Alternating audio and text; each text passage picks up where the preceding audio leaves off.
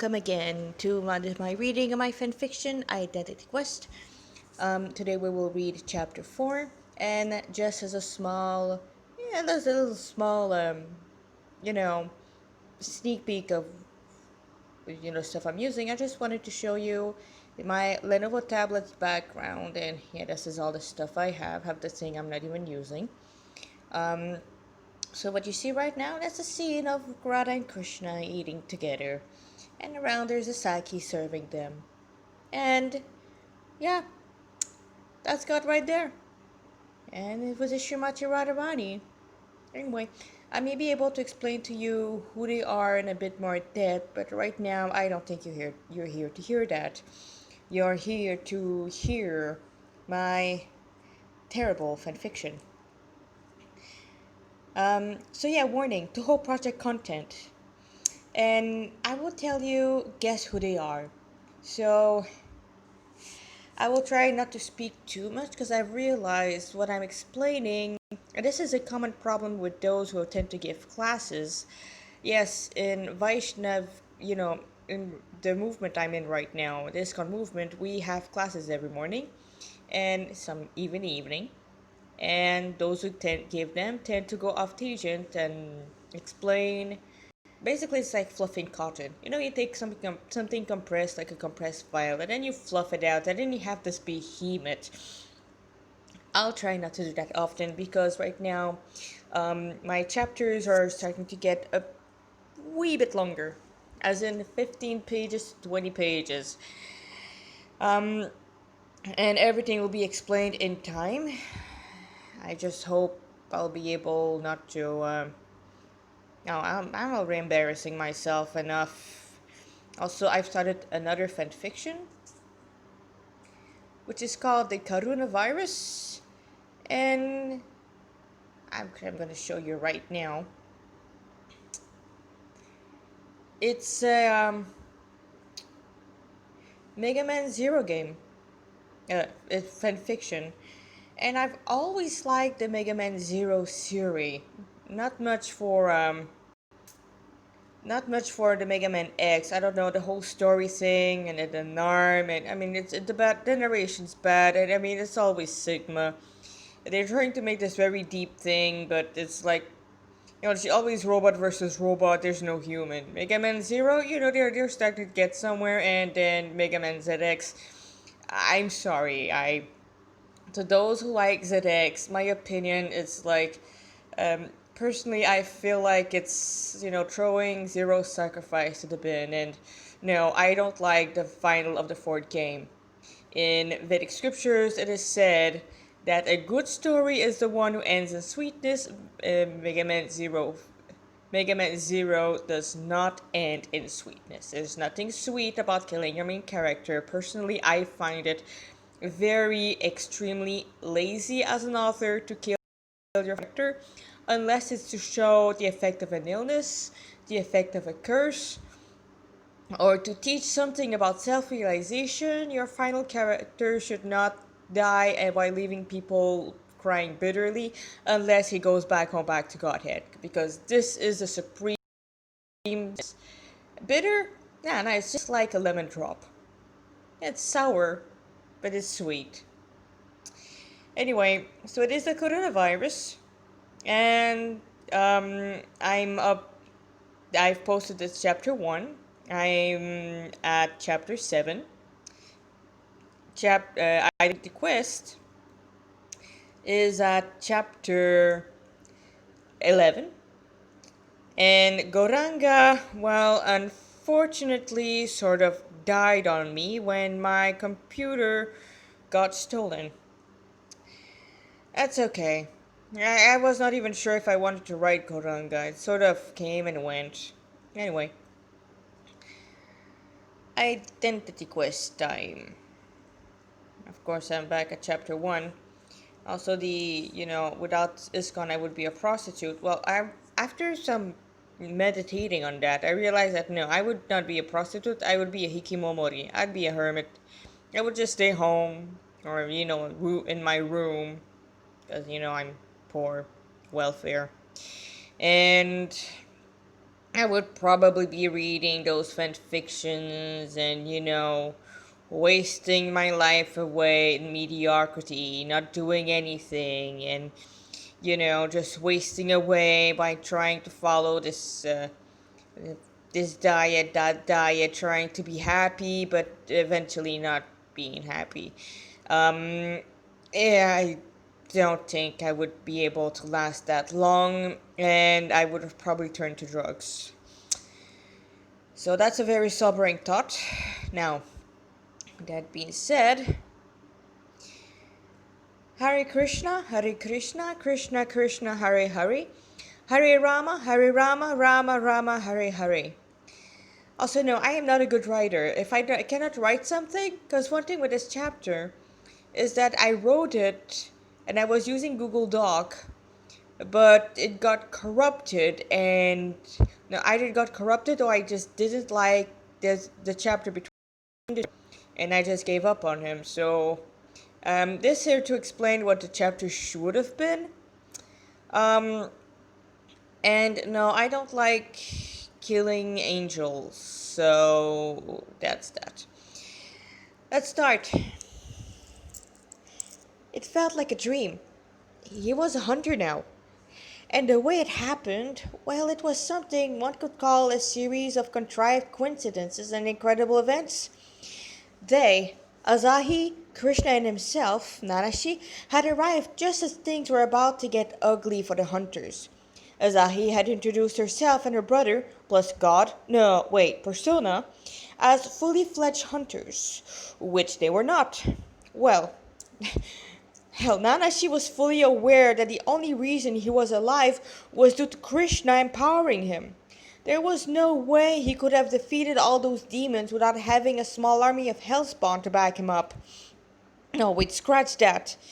He and his sister should have been dead by now, in a body bag and into the furnace. Well, okay, this part, this paragraph just forget about this.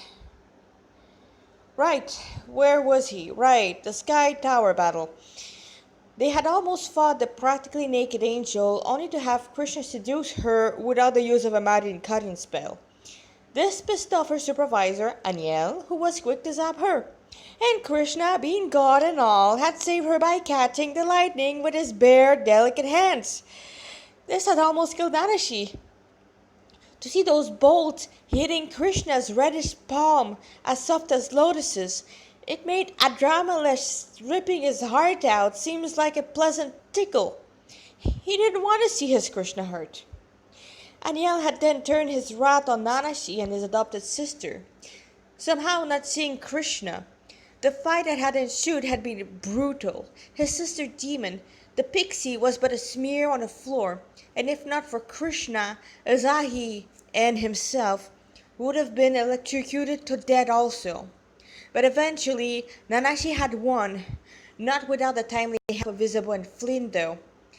But by the time they had arrived, the red-winged herald had definitely seen better days. Who would have thought a shovel could cause so much damage? And shoot out elemental bolts of all things. It had been so sweet to beat the feathers off of that self-righteous angel. Still, the young boy knew he could have done a better job. He had plenty to learn, especially how to use a fighting shovel. This kind of reminded him of vintage video games. Shovel Ninja, was it?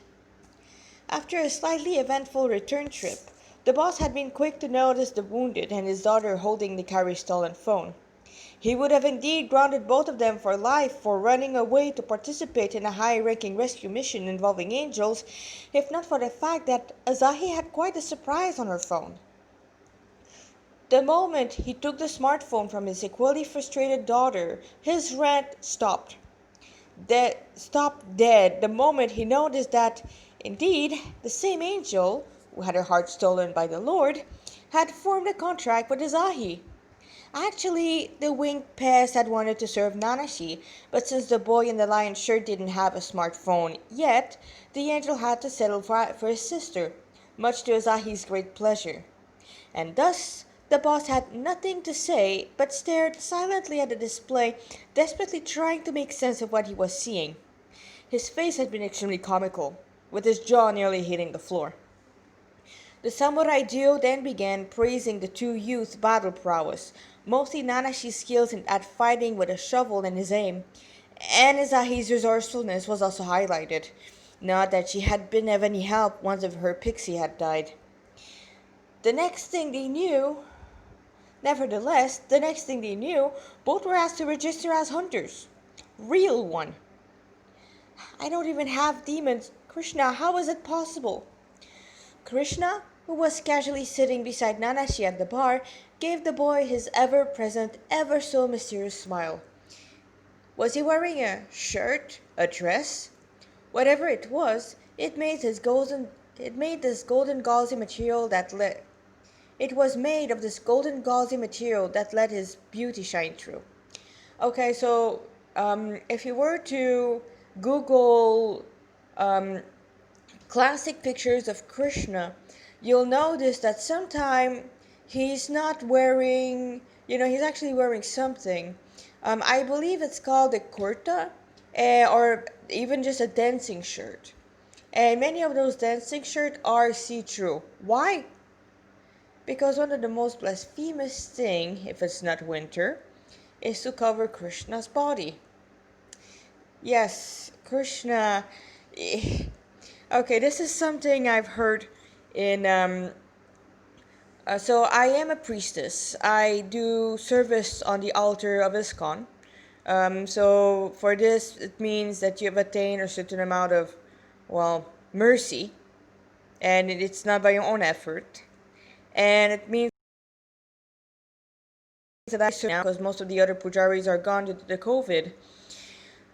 Um, but I did pass the course. Well, it was a crash course in New Vrindavan. If you want to go there, I do, once the whole thing is over, and please get your vaccine. It's not evil, I swear. It's the people who think they are evil and who they say that would cause autism who, just don't listen to them. Just take the risk. There's more reward than the risk. Anyway, so it's in West Virginia. It's in the mountain. It's so nice to be there. And if you're an entomologist, there are so many bugs. If you are into bird watching, there are birds everywhere, including peacocks. And if you're into, yoga, well, they do have a very nice yoga ashram in which you can practice yoga. That's where we pass our course. So anyway, in one of the course, the crash course, um, one of the pujari. Hi, Krishna. Sorry about that. Somebody was talking to me, and I had to take a bit of a drink. Okay. So they were saying that this is from one of the pujari at another temple. It's an elder pujari. He's been doing this for, I think, upward of 50 years. Well, he said, and I quote, Krishna's mood is I'm sexy and I know it. This should explain to you, and yes, Krishna really is that beautiful. His name means all attractive.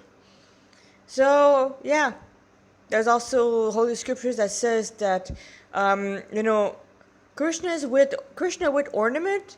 Yeah, he's beautiful. Krishna's without ornament. And I'm really talking without anything. Oh, you know, you see that you don't want to return to planet Earth. You cannot see anything else. Actually, in Vrindavan, I'm doing a bit of tangent there. Um, in Vrindavan, our holy place where Krishna had his pastime, there is what we call, there's a Ras Mandala where the Krishna had his Rasa Leela with the gopis. And there's one particular in which if you go there at night and you try to see what's happening there, you become blind. Because Krishna's pastime with the gopis are so beautiful and so exalted, you cannot see anything else after that. Your material vision is gone. And if you're not a devotee, that's it. You don't get it back ever again. Anyway, the reason why he wore something else than the blue kurta? The Lord had given his shirt to the near naked angel, cementing his status. Sorry about that. The Lord had given the shirt to the near naked angel, cementing his status as straight, generous, and totally would give his shirt off his back to a girl in need, no matter the species. Lucky angel. Well, not all was lost. Krishna had walked in front of Narashi, sometimes turning around to speak and joke with him, all the while shirtless. It made the trouble all the more worthwhile.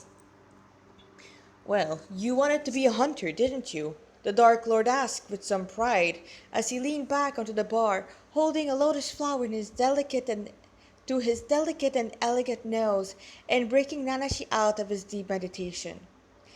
Yeah, but with demons. How am I supposed to fight without any demons? Krishna sighed. My dear friend, you have me, the Supreme Personality of Godhead. You do not need any so called demon to protect you. Don't worry, I will take care of you, the Lord assured. Nanashi slumped on the counter. The day was not even over, and he was starting to have a headache. Krishna, you don't really exactly look like a fighter, you know. Krishna looked at Nanashi as if he had personally insulted him. The boy realized that this was God, or at least that's what Narada said, and he had a strong feeling that the orange sage had been truthful. And yet this failed to instill fear in him. Krishna was just too sweet.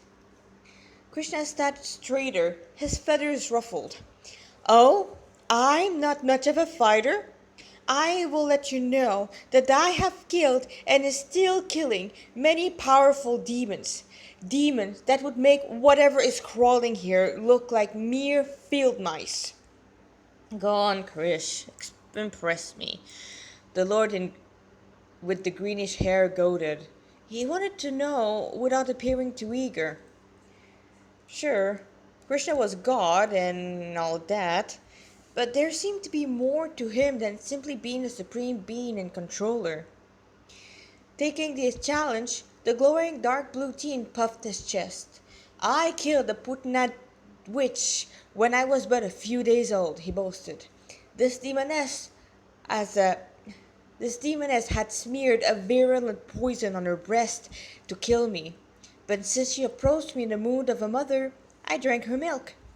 And how about the poison? Oh, I drank it along with her life here. He replied as if this was not the first time it had happened. Oh, and as she grunted. He really did not feel well. His head felt as if filled with depleted uranium cotton. He felt so slow, so sluggish, his brain acting not unlike those really old Portal computers, like the Portal 10 edition. And then something Krishna had said struck him like a pile of brick. Wait, you took birth? Nanashi exclaimed as he sat up.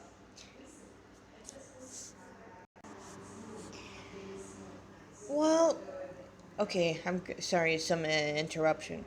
Wait, you took birth?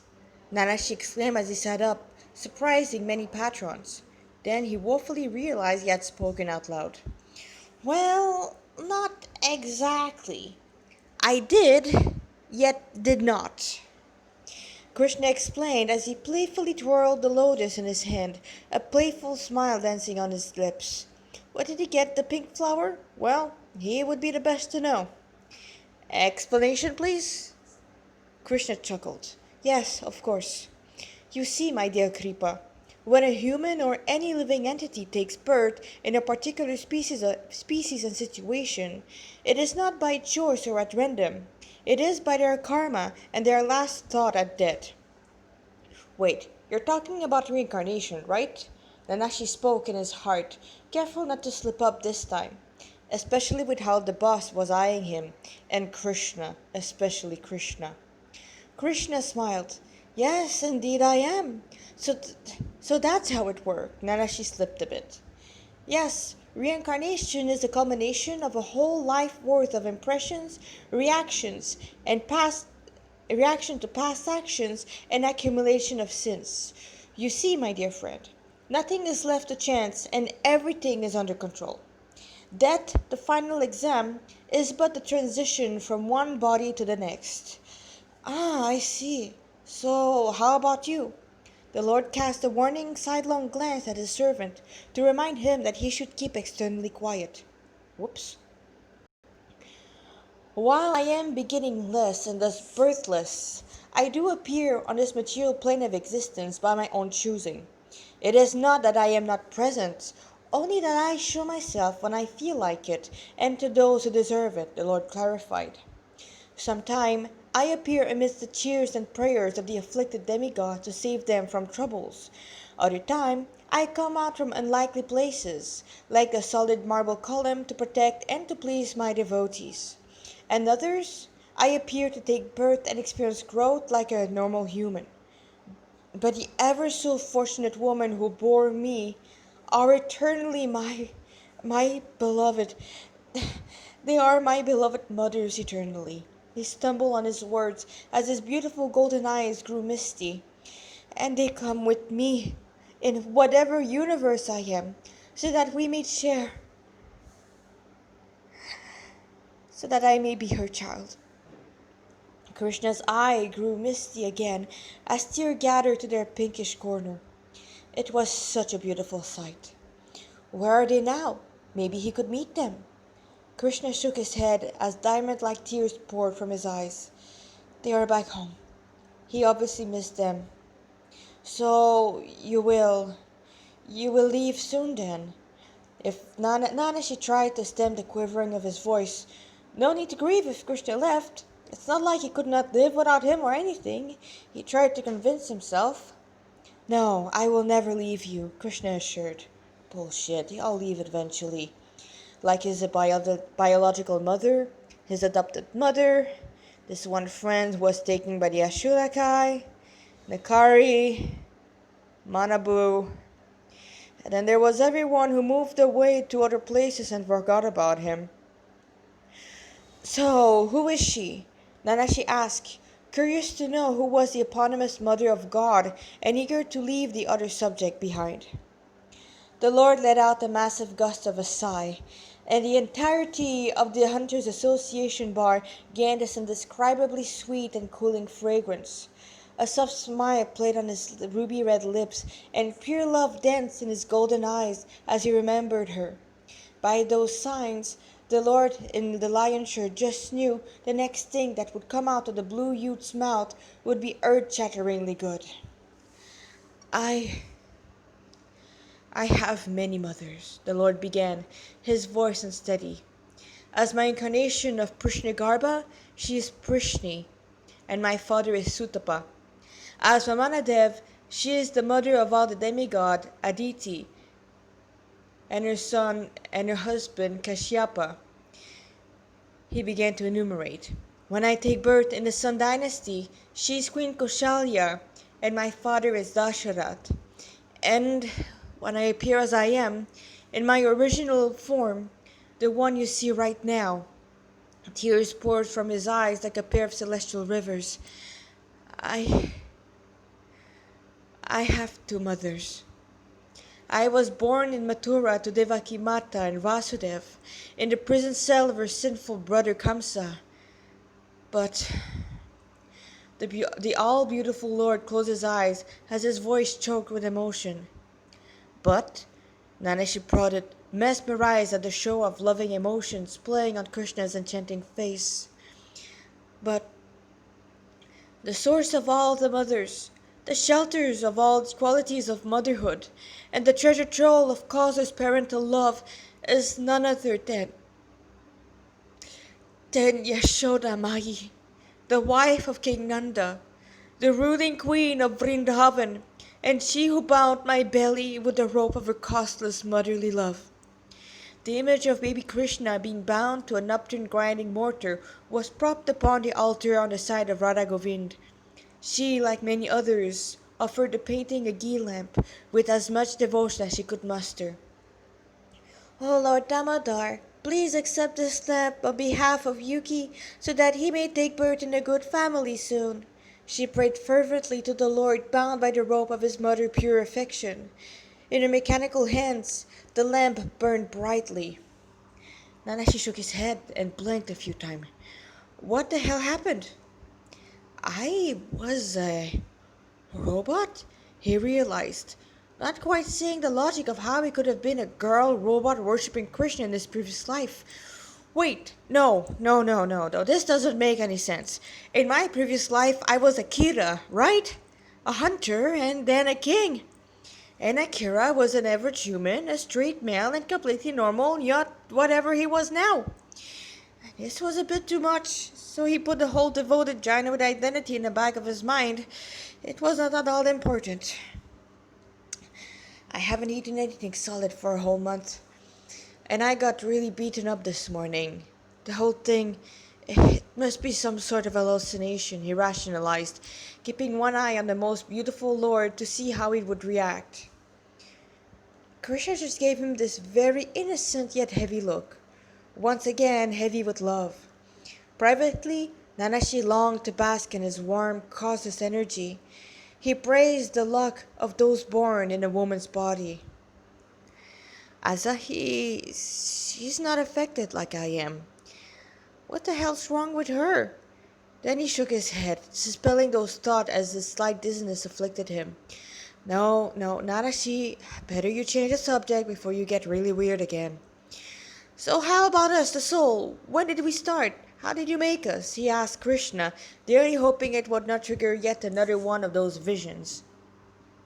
Krishna smirked, and Anashi felt as if Manabu was right in front of him, speaking to him the fact of life as they were. He let the pang of his heartburn fade with practiced ease. My dearest Kripa, the Lord pleasantly rumbled. Have you forgotten what my Narada told you about the soul?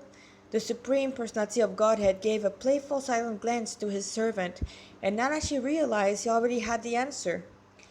I'm the same as you. The wonder that colored his inner voice was undeniable. He had heard it once, well, twice. Like now, but now, like a curtain being lifted, he partially realized his eternal nature. I'm not this body, I'm the living entity dwelling within the body you call Nanashi and Krishna Kripa. You are one of my very dear and beloved servant, eternal servant, whom, for the past eternity, transmigrated from one body to the next, sometime human, sometime demon, sometime a demigod, and sometime a plant or an animal. Krishna slid his left arm around Anashi's little sore back and shoulder. It was so cooling, and yet he could feel the unlimited power at the Lord's beck and call. And now, after so long, you finally have come back to me. The Lord choked with some tears as he as Nanashi leaned and Krishna subsided, absorbing the feeling of serenity, pure joy, and love without expectation. He realized that it felt good to be back. No use denying it, Nanashi. You are head over heels for him. And then he realized, okay, so that was a bit. Okay, so about Nanashi just falling in love quickly with Krishna. Once again, we have to realize it's Krishna. So the one true eternal object of love is God, Krishna, in his personal form. And our nature is to love. But because in this world, especially now in Kali Yuga, this feeling of love is extremely perverted as lust. There's this competition to gain our own pleasure, not to please other. And if we please other, that's really for our own pleasure. So love is amazing because the more you give, the more you have, and the more you have, the more you want to give. Thing is, the love we can give here, it will always end in tears and disappointment. I'm sorry to break it down to you, but that's a fact. Either there's a breakup, either there's illness, or there's death if everything goes well. And so it cannot last long. And even if you think I will never forget that person, when you die, you will forget that person. So that's how it is in the material world. I'm sorry to tell you. But the moment you put Krishna in your life, you put God, Allah, Jehovah, whatever you want to call him, once you put him in your life and serve him without any desire other than his own happiness, then you begin to love everyone. And because you know your spirit soul, whatever you've done to Krishna with love, you will never ever forget him. You will always remember him. And you will start to see everyone in relationship to Krishna. And thus, it's only when you develop pure love of God that you can truly say that you love everyone. Otherwise, those are just empty words. And then he realized the boss was openly glaring at Krishna. He saw the whole thing. It was time for a subject exchange, and then, again, if your mom and dad are rulers, does that mean you're our prince? He asked as he regretfully moved out of the Lord's sheltering embrace. Krishna smiled brightly. My Narada was right. You are a brilliant young man. He blissfully praised Nanashi. I am indeed the Raja Kumar, the Prince of Raj. The unexpected praise made the young Vaishnava punk blush as he absent-mindedly pushed the fried chicken away from him. Come on, what's not all that hard to figure out? He gently muttered as he grabbed the glass of heavily diluted chemical fertilizer instead of the demonized human corpse. No, he was not into meat, especially not demon meat. The smell alone was enough to make him gag, but there was nothing else to eat. Of course, if you really, really, really was hungry, the as long as he find an old corpse, he could, in theory, survive. But Nanashi simply could not stomach the thought of eating something that once moved.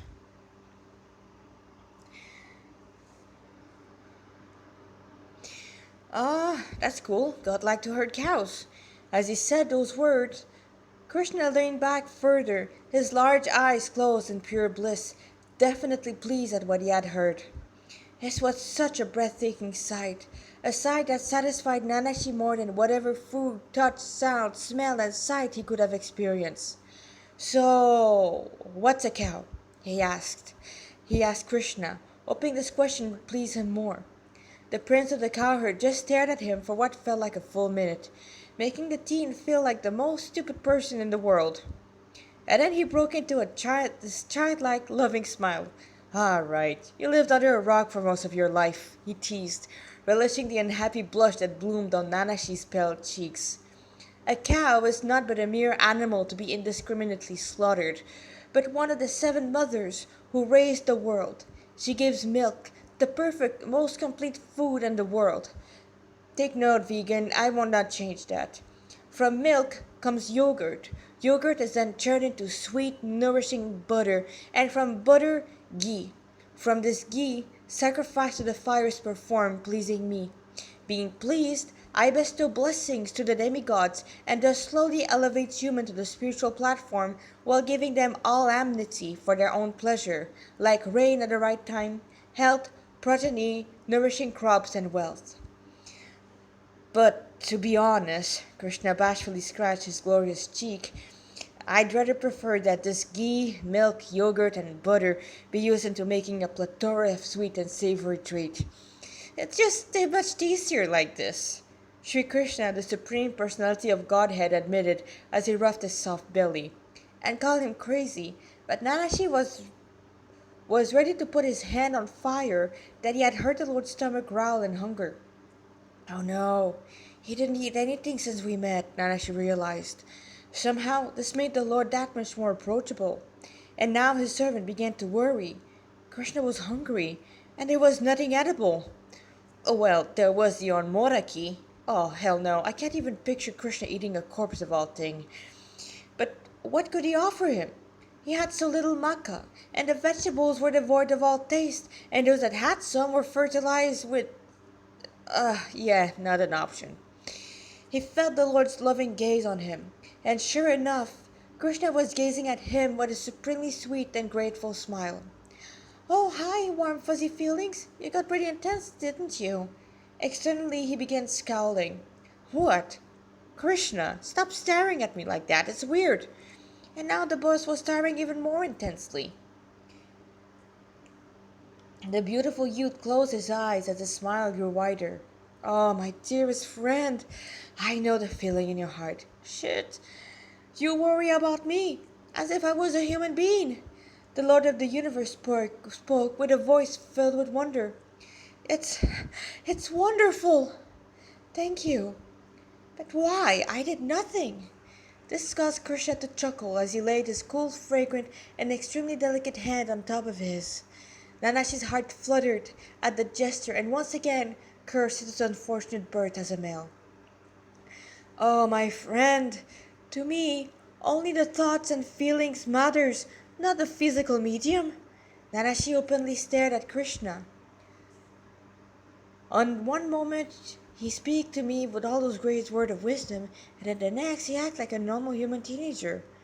A sexy, super attractive, tall, blue, and beyond beautiful teen. Hearing those words, Krishna bursts into peals of laughter. Under his bliss-inducing gaze and infectious mirth, Nanashi realized that he had blurted out something he had wished to keep quiet about. And how about the rest of those demons? You know, the one you said you killed? There, a better subject. You want to know more? Nanashi nodded discreetly as he sipped some more miracle grow, hoping that Krishna would not comment on the slip of the tongue. All right. Krishna leaned back and closed his eyes, his snake-like arm still around his servant's shoulder. Yes, Krishna put his arm there again, because he liked to hug his servant. He doesn't want to let him go anymore. After the death of Putna, Kamsa sent out more demons to try to kill me, the Lord explained dispassionately, his long golden eyes distant. After the poisonous witch, he sent her brother, the whirlwind demon Trinavarta. Let me guess, he failed. Nanashi internally sighed as the Lord let that one slide. He knew he was being extra weird right now, but at the same time, he also knew there were some boundaries not meant to be crossed. Krishna gave a small smirk. He thought he could kill me by dropping my infant form from the stratosphere. He chuckled, dispelling whatever fear could have sprouted in Nanashi's heart. Little did he know that within me, the entirety of the material and spiritual world reside. Needless to say, he was the one who plummets to his death, crushed under my unlimited weight. He did serve as a nice landing pad, though. It was Nanashi's turn to smirk as he visualized the whole event. Alright, that's a bit more impressive. Anyone else? Nanashi's question seems to break the Lord out of his reveries. Ah, yes. Okay, so what was Krishna thinking about at that moment was, um, after Putna and Trinavarta was killed, of course Mother Yashoda runs out and finds her son, and she's just bathed his body with her tears. Because I mean, Mother Yashoda, you know how much love your mother has for you? Your mother, your grandmother? That's from Mother Yashoda. And Mother Yashoda, the love for her son is unending, there's no limit. Krishna may be God, but she's God's mother. Also, no, it's not that Mother Yashoda is a diva. Mother Yashoda is an expansion of Shrimati Radharani in the pure mood of being a mother. She sees Krishna, even if he's 16 years old, as her baby son. And this will go on eternally.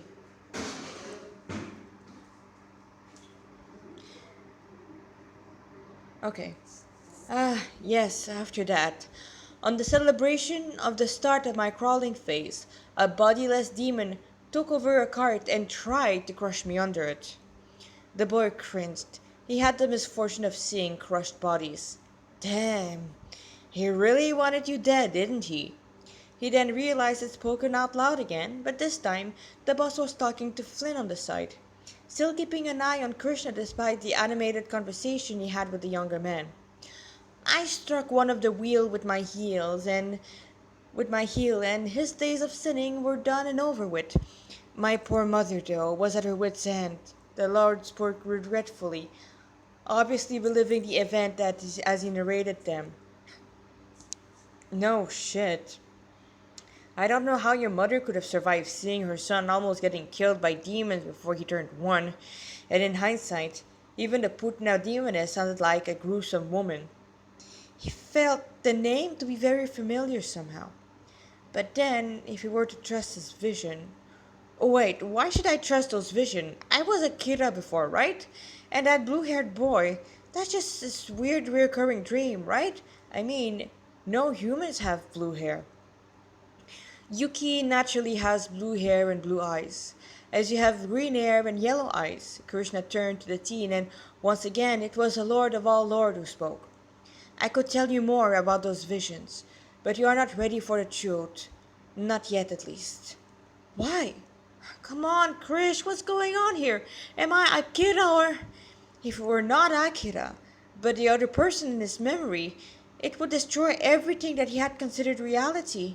And after seeing Mr. Friendly, aka God himself, aka Krishna, Nanashi had more than enough paradigm shift that lasted him a lifetime or two.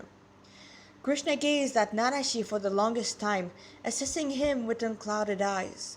The young punch as shivered. All of his secrets were exposed, all his lies brought to light. The Supreme Personality of Godhead then licked his plump, sweet red lips and finally spoke. Kripa, you are the eternal soul. Separate from this body made of flesh and 16 elements, which include the mind and the false ego. You never took birth, nor will you die. This body that you are in, like all bodies, is temporary, meaning it does not exist in the past. It did not exist in the past, nor will it exist endure in the future. This body only exists in the present. Krishna, what are you getting at? Nanashi asked with a raised brow. He was really not into cryptic message and shit. He liked when things were simple. What am I What I am saying is this, Krishna explained without really looking at Nanashi. Once again, his eyes distance. The false identity of Akira does not apply to you anymore, nor did the other previous identity as the sister of Yuki.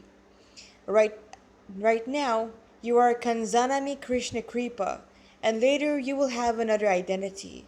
But that's all I can tell you right now, I concluded. But why? Krishna turned fully to Nanashi, making the boy shiver in both bliss and a bit of awe. His contrite eyes never failing at inducing a plethora of feeling deep within the young punk's heart. Dearest friend, I would love to disclose everything to you, but as we speak, it is neither the time, the place, nor the circumstances. Just just be patient, and everything will be revealed to you. And no, it will not end in a bloodbath. This I swear to you. This was not what Nanashi wanted to hear. He once again slumped on the dirty bar, sipping his drink like most patrons were. Yes, he knew Krishna had some secrets, but at the same time, he wanted to know what was happening to him. He had a distinct feeling that he needed to know. No, he already knew, but the knowledge was behind the curtain, just beyond the boy's reach. It was beyond frustrating, but what could he do?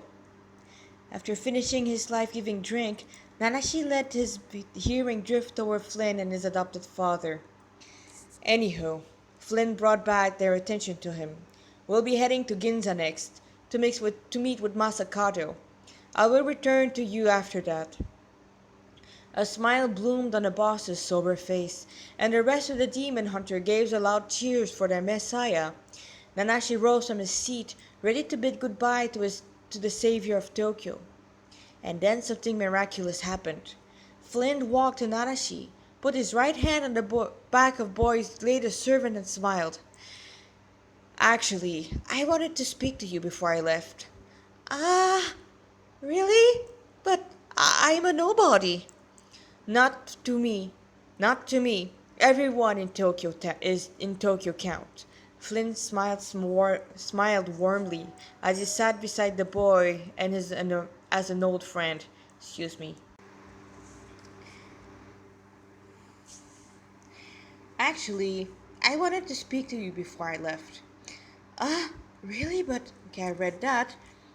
Um, when Flynn smiled warmly as he sat beside the boy as an old friend.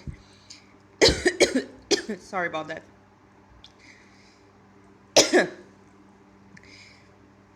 Nanashi did not share the feeling, but simply awed the fact that Flynn, the freaking liberator, wanted to speak to him.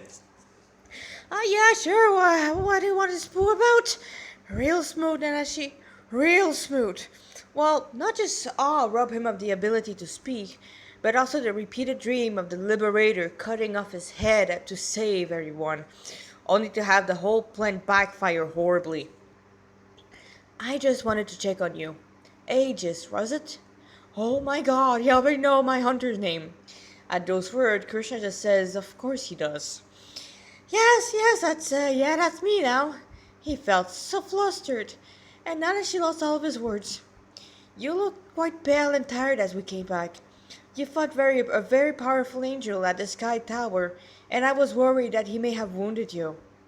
Nah, just some scratches and burns. Nothing really big or spectacular, like this morning. I just needed some food and he sipped from his glass again, now noting that it didn't taste strong enough. Ah, crap, and we're running out. We are running out again. Flynn gave a dubious glance at the liquid. This does not look worthy of human consumption. Well, still better than demon meat. He gave another sip, calculating how much vital element was in the water and coming up with some very low numbers. It's just blue water. That's it. Greg has to go. Flynn lowered his eyes as his resolve grew.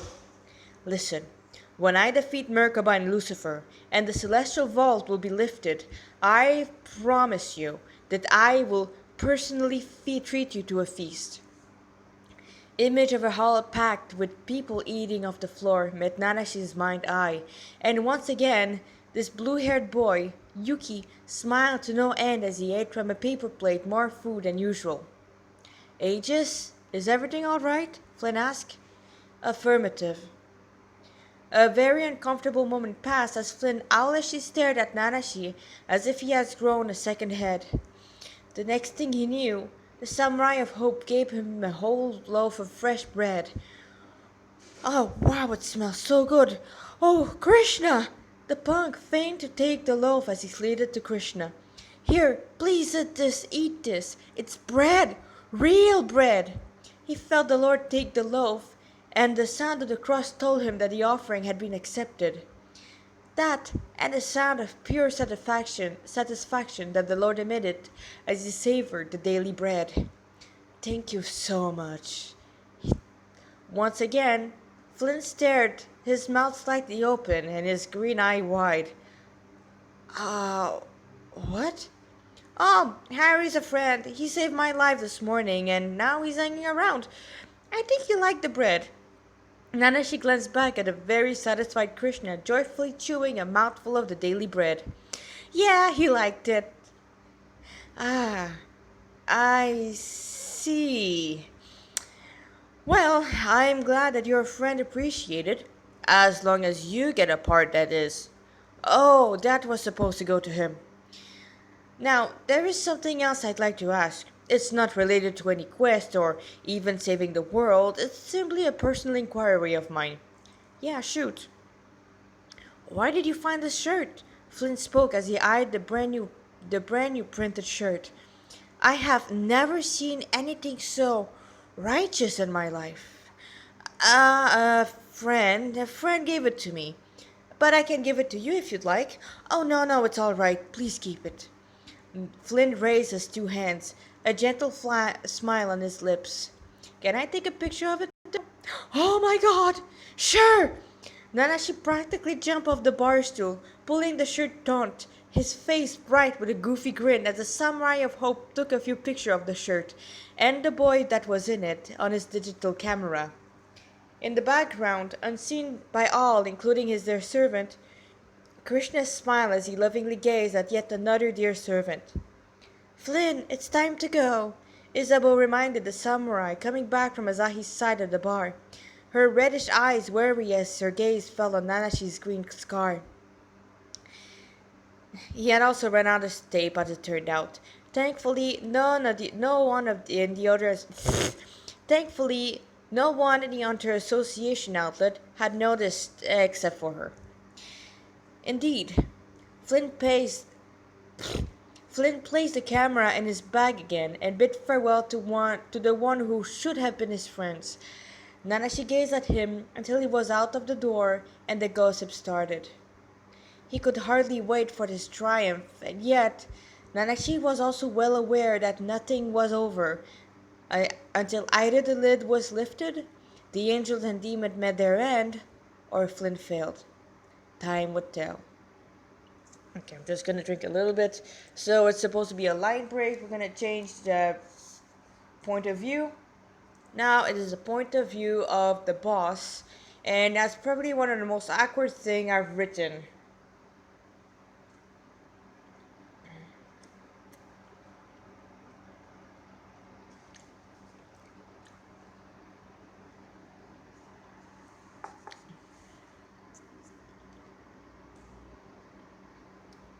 Alright. The line break was not there. As he returned to his seat, he noticed that the loaf of bread was there, completely intact. Not even a bite had been taken out. Krishna, why did you leave it here? It was all for you. Nanashi could not hide his disappointment. I already ate. You may take the rest. Krishna gave one of his ever-fresh smile that never failed to make Nanashi's heart melt. The boy dubiously eyed the intact piece of sourdough. I swear on the head of my mother and the 9 million cows of my father that I ate this bread. Krishna grabbed the loaf and playfully stuffed it in the servant's mouth. Now eat! An incredible flavor filled Nanashi's mouth. It was sour yet crispy, and Nanashi could taste an indescribable sweetness from the soft and moist piece of bread.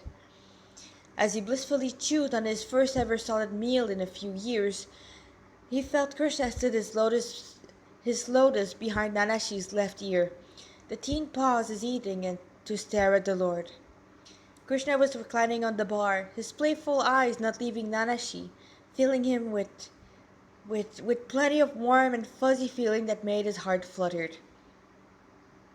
So far, time told him that everything would be alright. Okay, so um, we have two more parts. I think I will stop it there though. It's already, and I could do an hour long video. Come on, let me do another hour long videos. We are, like 2/3 down. Yeah, come on, let's do it. Let's do a marathon, guys.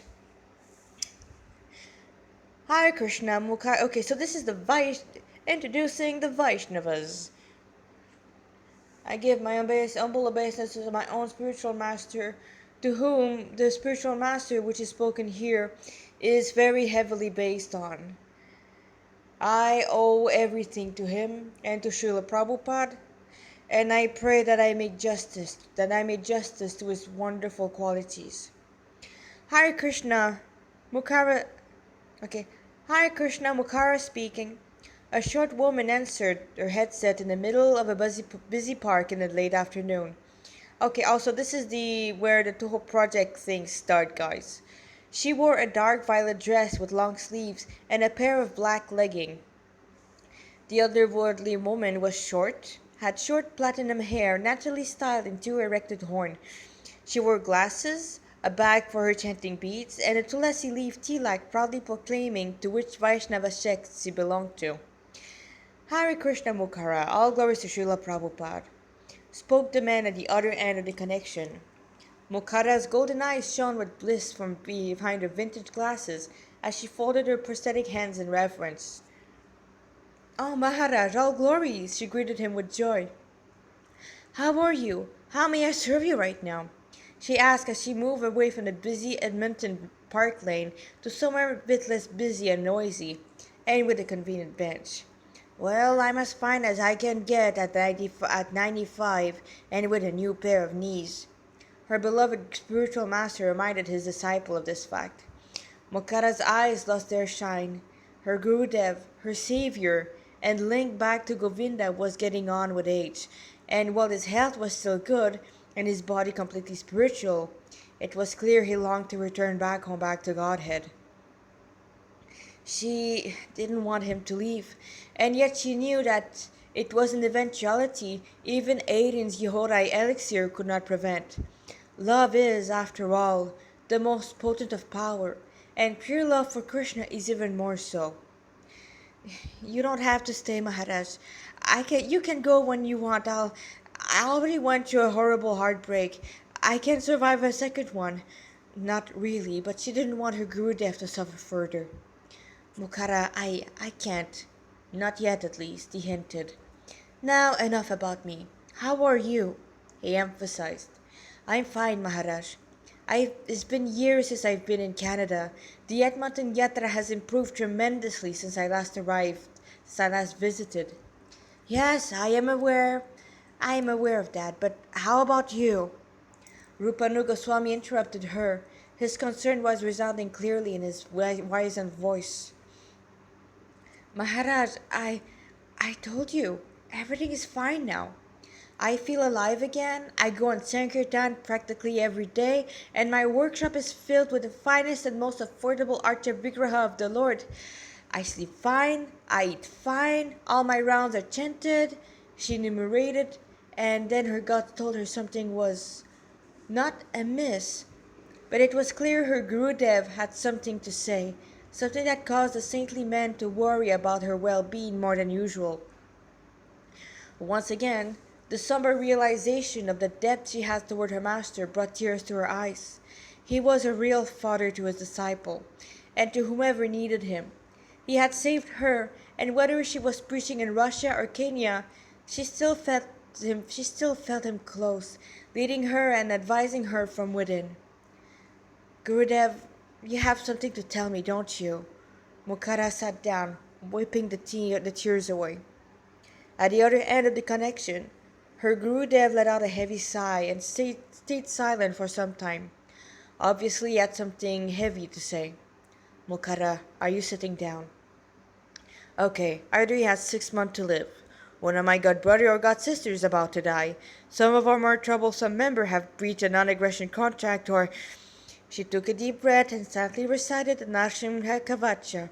That's a prayer of protection. No use letting my mind run wild. Yes, Maharaj, I'm sitting down. Just tell me plainly. All right. Her worshipable honor, Shikieki Yamagzana-do, just send me a letter with some confusing news concerning your family. Mukara raised her brows. Really? Why didn't she contact me directly then? And didn't she receive her initiation recently? She asked as she ran a pathetic hand on her horn-shaped hair. She used her own name for official business, and she knew you would believe me. She could feel a headache mixed with a heartache coming her way. All right, I'm all ears. She could just hear her Gurudev composing himself, and it scared her to no end. Your son died yesterday. Wait, no, it can't, but he died 14 years ago, I know. But Madame Aki was very clear about this point. Oh, Krishna. Oh, Gauranga. Mukhara was now more than grateful to be sitting down at the moment. Mukhara, I am not done yet. Away from the public, the disciple of the walking monk let out a whimper as the horrible memory of that Sunday afternoon assaulted her.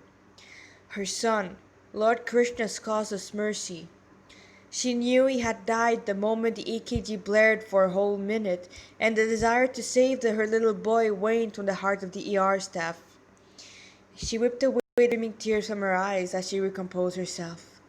The pain may have faded, but that still left a mark that would never completely fade. Okay, what else is there to know?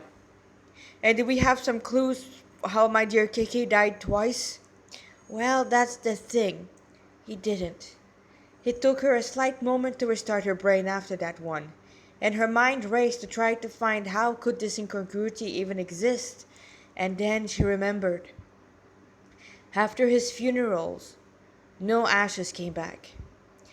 They had been talking about it, a horrible conspiracy theory that had given her false hope for a time, but soon this illusion broke. But now, this terrible nightmare. Those were not just hearsay. My baby had been kidnapped.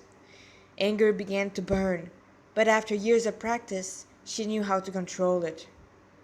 Ah, it doesn't matter. My baby would have grown as a stranger, and someone who probably doesn't know Krishna, probably an anarcho-atheist, and probably wouldn't care much about dharmic principles and the path to bhakti. She rationalized, keeping her emotions away from herself and acting with detachment. It still stung though, and it made her quest for an answer burn brightly. May I get a chance to have them?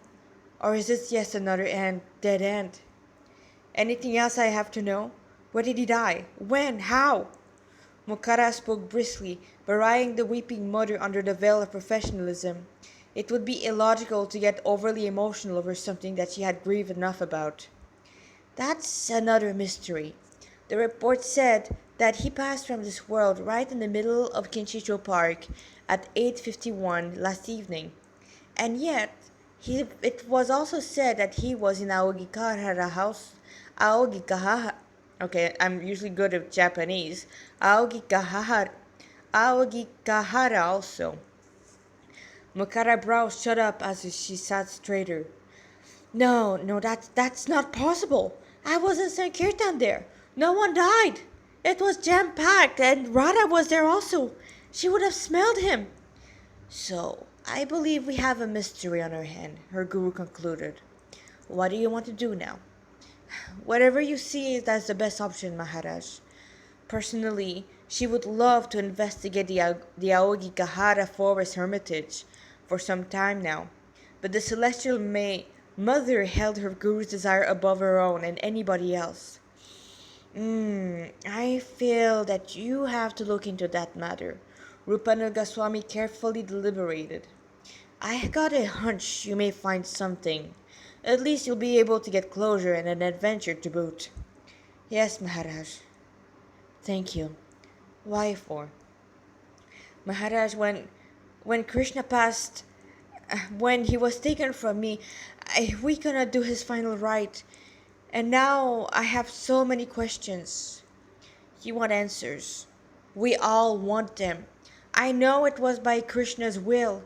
Not an atom moved without his desire, and to lose him, to have our child kidnapped at such a young age, and all that drama, that was my karma. And we all know I deserve much worse, but I want closure, just to put yet another one of my spectacular failure to rest. A moment of silence descended on the master and his disciple. And I think my KK was taken by a hermit, so that's another reason to shove my nose in yet another adventure. I see. And do you know this? How do you know it's a hermit? Kundalini Devidasi just know one Zenin who is staying somewhere in Aogikahara. And Krishna, his birth, his body, and his parents are not mundane.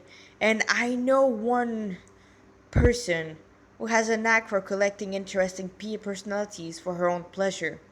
She shuddered. She was also into sneaking into places she shouldn't.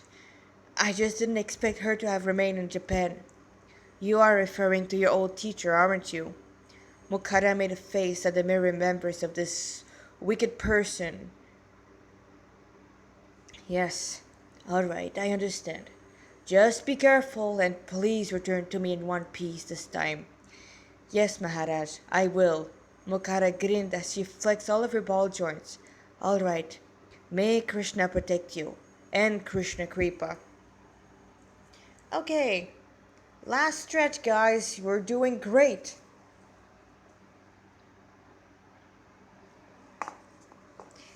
Okay, so there's a natural line break there.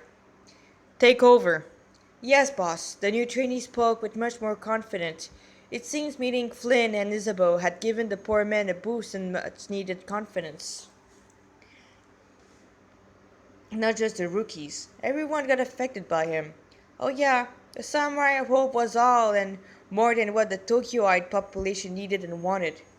He was their life. The assurance that their wish to see the light again was not so far-fetched as first thought. Looking around the dark bar, he could only see his men and women carrying big smiles on their faces and bright eyes, and while booze flowed freely from the tap, everybody was too busy floating in a cloud of bliss to even take a sip. Oh well, they can waste as much booze as they want, as long as they're sober when we need them. He did not have any illusion. He knew many more association members would send their best men, more would actively participate, and all men and women had to prep to get ready for the Grand Slam. They all knew full well that they may not survive the fight, but those who fought only had one aim to make sure Flynn succeeded so that the next generation could live without constant fear, free to see the sun, the moon, and the stars without having fed a feathered fiend spoiling their first date, and demons chewing on their remain. The boss also knew there was a whole lot of revenge involved. Many hunters had scores to even out with the two factions. And then there was the Ring of Gaia and the Ashura Kai. Nope, it won't be all that rosy all that soon. With every big shift of power. Oh, Axiom above, this will be a huge mess. The boss realized there was no way the two marginal group would not try to establish their own ways after the whole thing would blow over, taking over most of the population with promises of fame, power, woman, money, and plenty of intoxication. Well, maybe the Ring of Gaia would be easier to deal with since their leader was dead at the hand of the Flynn, but the Kai, the boss shook his head. No, he would not let that get in the way of a beautiful event. Yes, there would still be plenty of problems with the whole political climate, but at least he could finally leave this terrible barman job. He had enough of seeing the grieving waste away their life on cheap booze over the loss of friends, families, and lovers. It reminded him too much of his own dad and how his liver just gave up, leading him on the path of a slow, agonizing death. The boss of Kinshisho entered his own private bedroom and heavily sat down on his worn-out couch, being equally worn out from the day's event, and he knew it would not end soon. Oh no, the fate of his guild, the funerals of Nikari and Manabu, and two other good men, his daughter, his adopted son, and his adopted son's adventure, and around 50 or more social and material issues all amounted to his usual load of stress plus unwanted extra. So much so that the impromptu visit of Flynn and Isabeau did very little to mitigate his worry. The boss removed his shoes and glasses, laying back to try to get some 40 winks, but his mind had other ideas, like reposting this image of his boy being embraced by this so-called persona, Hari he had called him. Bullshit. Harry's not a persona. He should know he had one. Personas had no personalities. They were just an extension of their owner. They had no free wills, could not take no initiative, and would simply return to where personas go when not on the battlefield. Hari did not follow this well established constant. From what he could see, the flute bearing being had a personality. Laid back, expressive, flirty, self assured, and possessive of Nanashi. A bit too possessive. He could talk to his son, probably the Harry could talk to his son, probably had free will, and most worryingly of all, he was still out and very friendly with his boy. And he had embraced his boy son so lovingly. This male entity had his adopted son in his two long arms, glowing with joy. The boy closed his eyes and he rubbed them. He knew Nanashi was not human, and his taste was not in line with many people nowadays, especially with how low and old the population was getting. They needed new blood, of course. With Nanashi being part plant, the prospect of him having human descendant was slim at best, or even having descendant if the good doctor was right. A lack of everything had made sure of that. But not many knew that, and the boss made sure it was one secret even the Hunter Association was not privy to. And now this stranger, this glowing, human like creature, bearing a crooked grin, more beautiful than Adonis and more attractive than Narcissus, and that made Cupid look repulsive compared to him, was now being a bit too close to his boy. Oh, the boss may need glasses, but one had to be really blind and deaf not to notice the being shamelessly hitting on Nanashi, only still an innocent boy despite it all. And Nanashi in all of this? Very quickly falling under the strange creature's spell, and too fast for the boss to do anything about it. Well, he could speak to his wise son, but something told us the boss this was not something he could simply stop with a sound grounding. Well, at least he seemed to care about Nanashi somewhat. He closed his eyes as he tried to drift to sleep, but his mind would not let him have this grace. Ah, who am I kidding? It had only been a day, and already this demon has his bloody hands all over him. And nobody in the association did anything to stop him. There was no reaction when this Hari floated in, nor was there any reaction from Flynn, and when he was talking to Nanashi. I saw could she see him? Was he the reason why she was holding the angel in her phone? And was the bloody harpy wearing Harry's shirt? And why was the bloody harpy wearing Harry's shirt in the first place? Maybe, maybe it's just some hallucination. I must be working too hard again. But this didn't sound right. This Hari. Nanashi could see him. He spoke to him. And yes, even touch, meaning he was real for two persons. Still, there was something about this being. He was surprisingly familiar. I know I've seen him before, but where? He closed his eyes, trying to dredge up from where this lustful being came from. And then it hit him like a sack of brick. Haribo Junpei-san! Yuki greeted him heartedly, an uncharacteristic smile illuminating his usual dour face. Beside him was Aegis, dressed as an Indian woman, also glowing with natural bliss and colored powder. They had come back late at night after the festival held by the other cultists, the Hare Krishnas. The boss, Junpei, all but jumped out of the couch at the image of his deceased high school friend at his happiest. No, no, oh, sweet Axiom! He hoped he was wrong. He really hoped he was dead wrong. He rushed to his closet and pulled out the massive trunk that was buried under clothing, ammo, and whatever else he had stuffed there. Taking a deep breath, he braced himself for what was inside. He opened the trunk, of all things related to those who had left way too early in his life. His wife's picture, wedding ring in a silk bag, an unfinished picture book met him. Then there was the picture of his father, dead by liver cirrhosis. At least I got to have a bit of quality time with my old man before he kicked the bucket. His father had managed to sober somewhat up for his only son's marriage. He had even given his blessing for plenty of children and a long life for Junpei and his new bride. Yeah, he was not sober when he blessed us. I should have known it would backfire.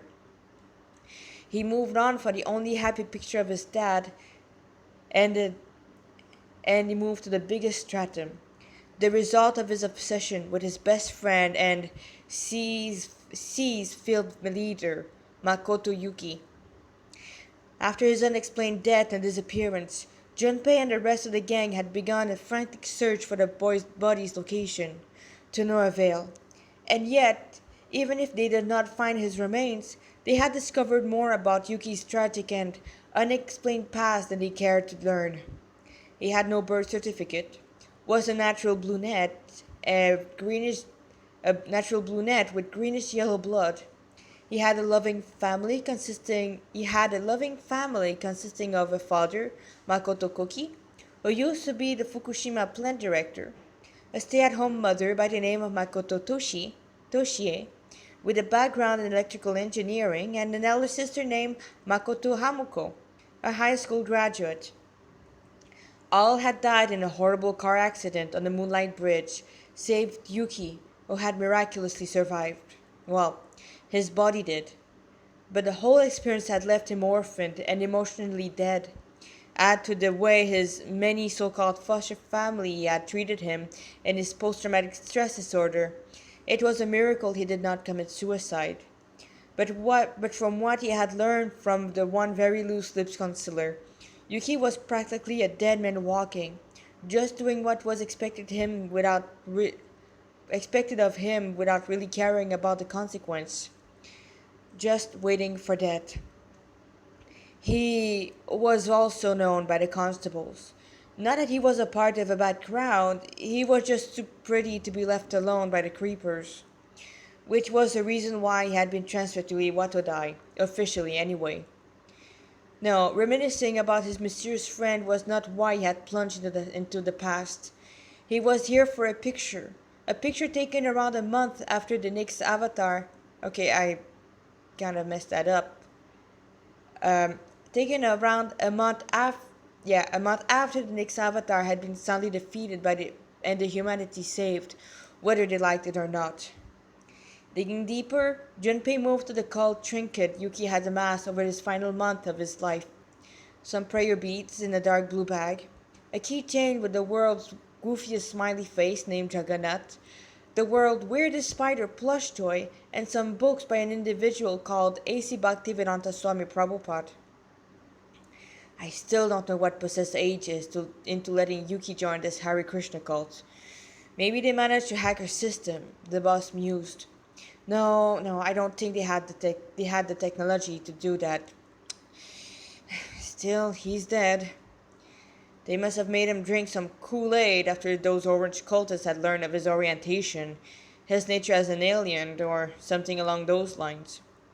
He had been fine as the week before, definitely happier too. Had a flu, but he internally hummed as he paused his rummaging.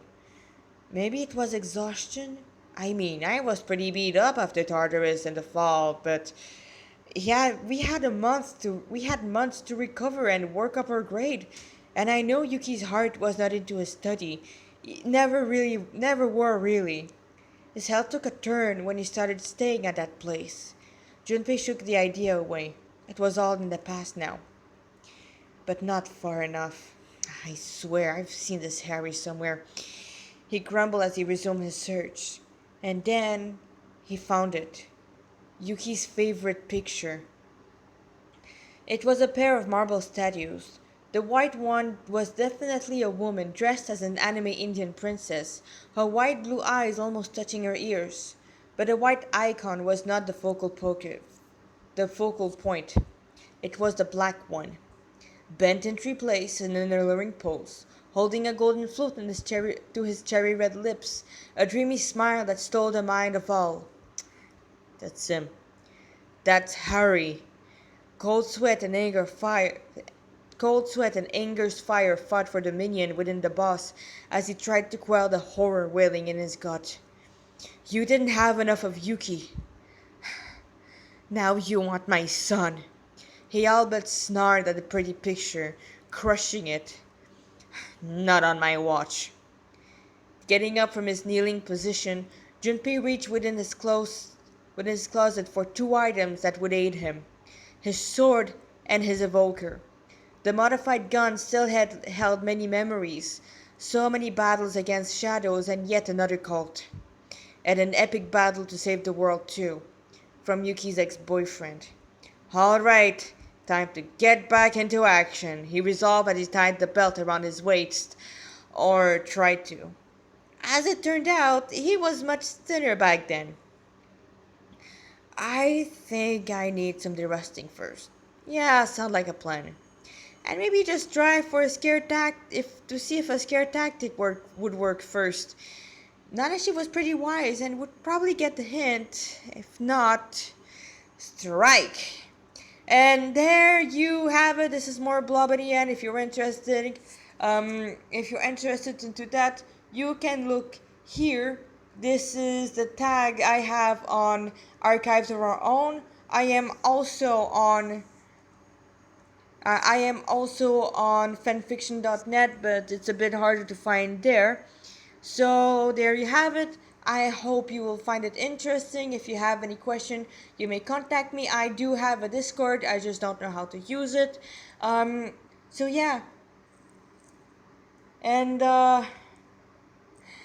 next will be chapter 5, which is loading spark. All right. It's on an hour in. Thank you. Goodbye. Hare Krishna.